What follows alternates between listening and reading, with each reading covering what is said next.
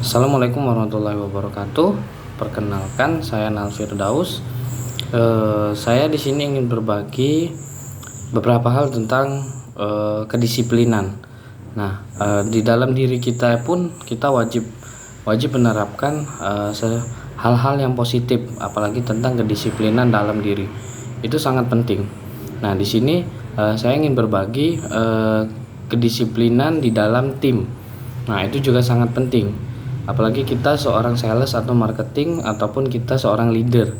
Nah, kedisiplinan ini wajib banget kita terapkan di dalam tim kita. Nah, di sini ada beberapa hal yang saya ingin share tentang kedisiplinan positif. Nah, yang pertama itu kita harus membuat aturan dan kesepakatan bersama.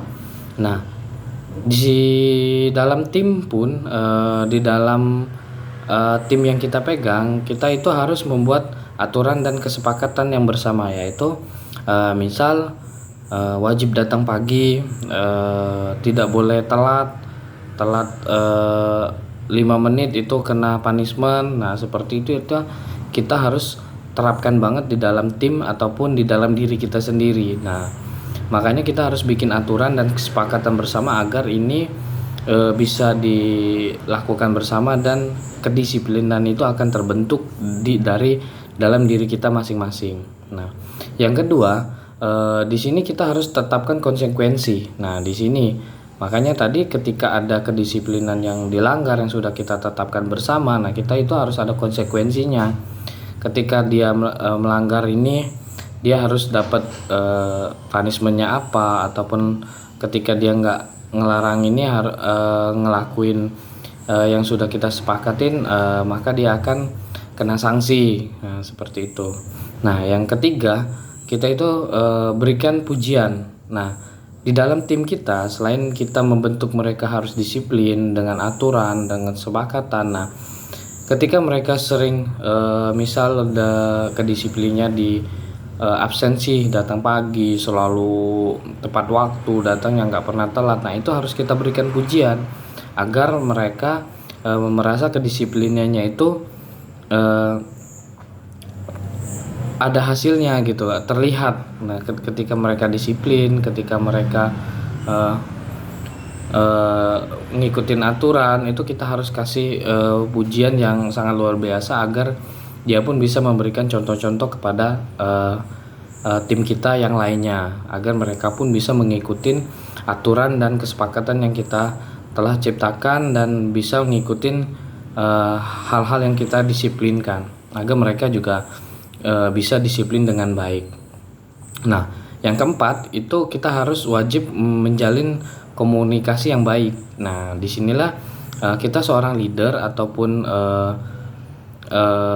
yang memegang tim itu kita harus menjalin komunikasi dengan tim itu dengan baik. Satu, dengan sering menanyakan lokasi mereka sedang apa, lagi di mana. Nah, kita harus sering kontrol.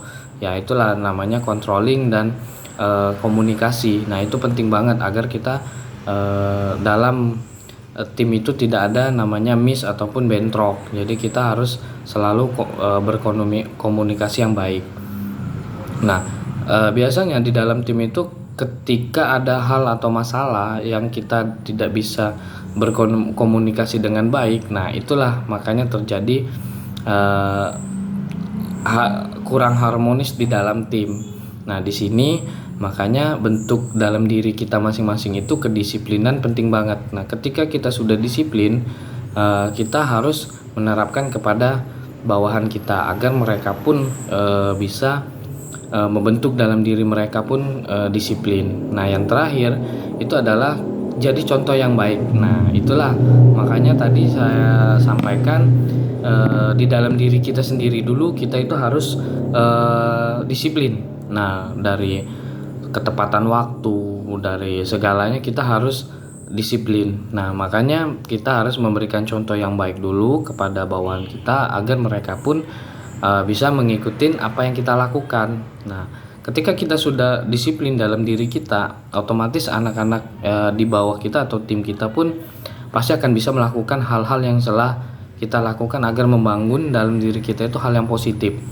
Nah, itu beberapa hal yang bisa saya share tentang membangun kedisiplinan dalam diri maupun dalam tim. Itu sangat berguna dan sangat bagus sekali untuk membangun sebuah tim yang kompak dan luar biasa. Oke teman-teman, itu yang bisa saya share. Kalau ada kata-kata yang saya mohon maaf. Wabillahi taufiq wal hidayah. Wassalamualaikum warahmatullahi wabarakatuh.